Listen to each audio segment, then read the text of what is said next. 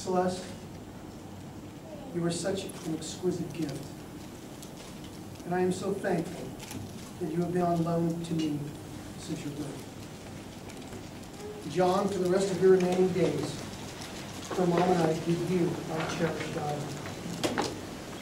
From the moment we knew of her existence, her mom and I began to pray every morning for her and for the man that she would marry.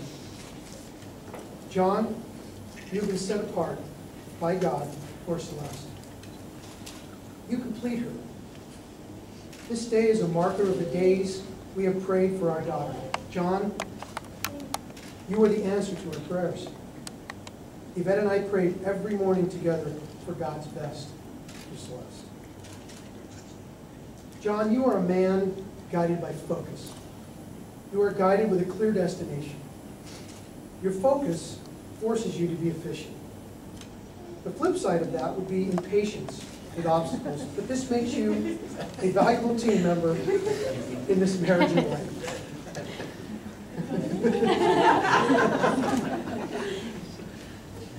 When Celeste, or your future children, my grandchildren, start to wander down other avenues, you will bring them back to the main road, and you will refocus them on what's important and worth their time. You like to get to the point. So while Celeste may go to the mall and try on many things, my guess is that you'll go, try on one thing, get out of there as fast as you can. I call you the surgical shopper. Celeste, the future fascinates you. You are a dreamer who sees vision of what you can be and what those around you could be.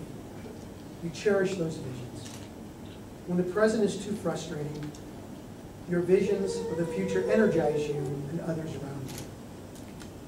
You are either moving forward or you're moving backward. There is never any in between with you.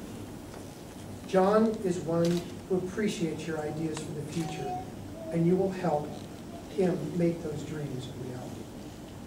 Celeste, you have been set apart by God for John. You complete him. Together you can push each other to greater heights. You both provide logical support for each other. Today, the actions you make in becoming man and wife create the future. We remember you, Celeste, as a child, dressing up in wedding clothes and making identical Barbie clothes. And when you and Mom went shopping for your 8th grade graduation dress, you found a wedding dress on clearance for $20. You paid Mom to buy it.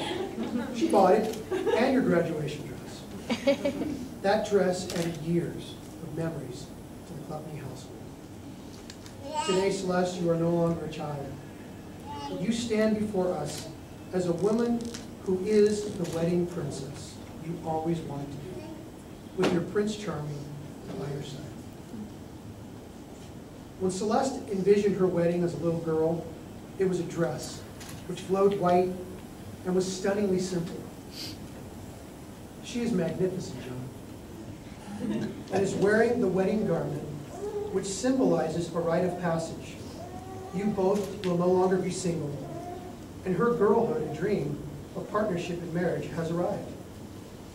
My daughter, your bride, is a pearl of great price. And John, you are a man of great value. There is a sacrifice involved in marriage, but it is not the sacrifice of one's strength. In fact, a good marriage is dependent upon each other's ability to bring a solid self into marriage. From this point on, you both will no longer check single at the doctor's office. When you're filling out your applications, you will no longer check single. When doing your taxes, you will no longer check single. John and Celeste, you have been committed to each other for several years, but today, as you take your vows and exchange rings, you are transitioning from singlehood to a new level of commitment. Celeste, today you will fully embrace John as your husband. John, you will as well fully embrace Celeste as your wife. The two single paths that you have traveled will now merge and become one road. God has been preparing you both for this moment and for a lifetime together. In February of 2007, my wife and I visited Celeste and John in Arizona. Together they expressed their commitment to each other. So we encouraged them to take the next step. John expressed his desire to provide for Celeste. And consequently, at the end of our talk, he expressed his desire to marry Celeste. We gave our blessing, so together they began to set goals and work together for hours as a team to make this special wedding day come together. When you set goals for your personal life and marriage, they give weight to your priorities and create balance in your life. We are all joyful that this day has arrived. To marry is the biggest risk in human relations that a person can take. When we commit ourselves to one another for life, it is not, as many people think, a rejection of freedom. No, rather it demands the courage to move into all the risks of freedom. It is a move into a love which is not possession, but participation. It takes a lifetime to learn another person.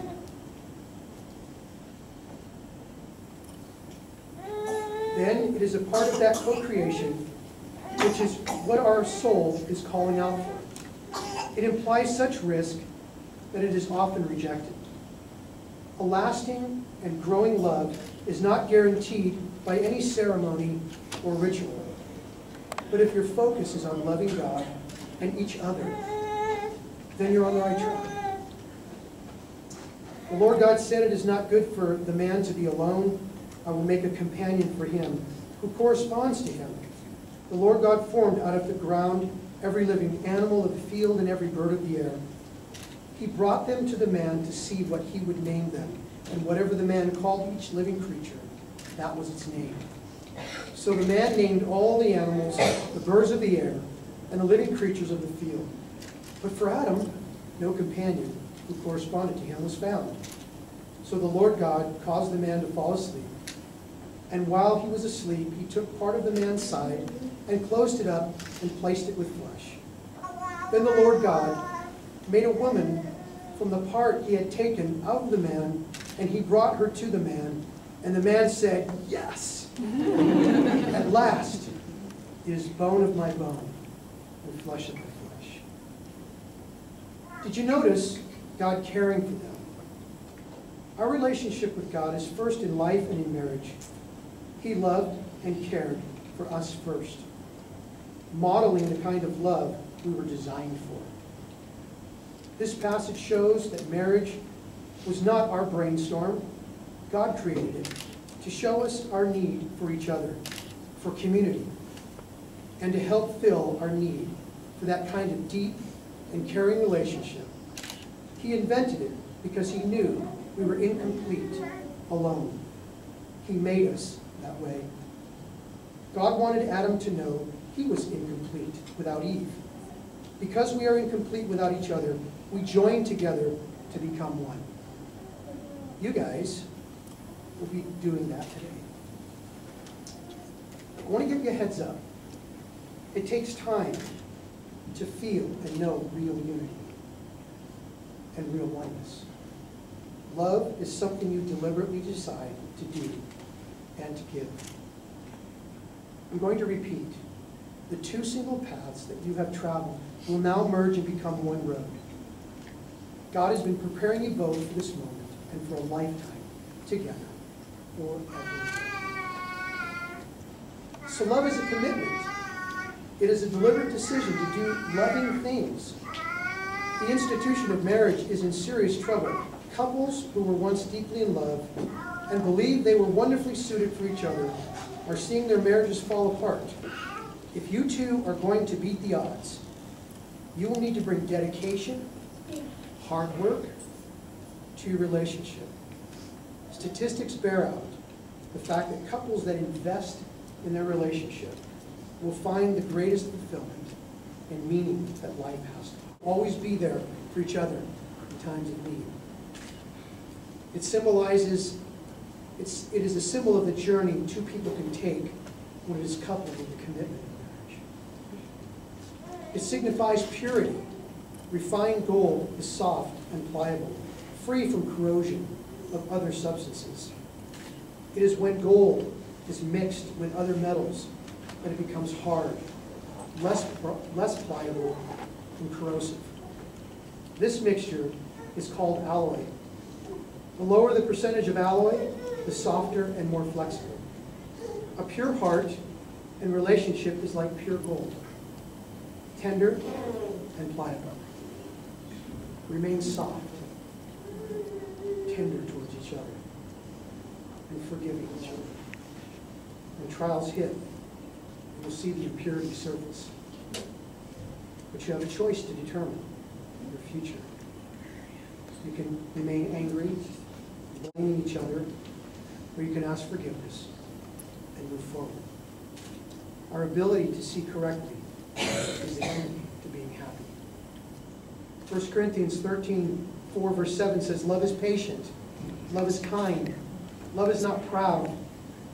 It does not envy, nor does it boast. It is not proud, nor rude, or self-seeking, and it is not easily angered. It keeps no record of wrongs. Love does not delight in evil, but rejoices in the truth." What do I mean when I say love is a commitment? Did you know that when the Bible describes love, it almost always speaks of a command? Husbands, for instance, are commanded to love their wives, and wives are commanded to love their husbands. And all people are commanded to love one another. Jesus spoke of love as something that people should do. It is an action word. Paul the Apostle speaks of the presence of patience, kindness, hope, trust, and a lack of envy, anger, and rudeness. Now, none of this stuff is easy. None of this stuff comes spontaneously. Love, in other words, is not something natural. It doesn't just happen. It requires work, hard work. It requires deliberate decisions and actions. It requires commitment. Today, Celeste and John, you are giving your love to each other. Celeste and John have written their vows and would like to share them as an expression of their commitment of love to one another. John, you share your vows?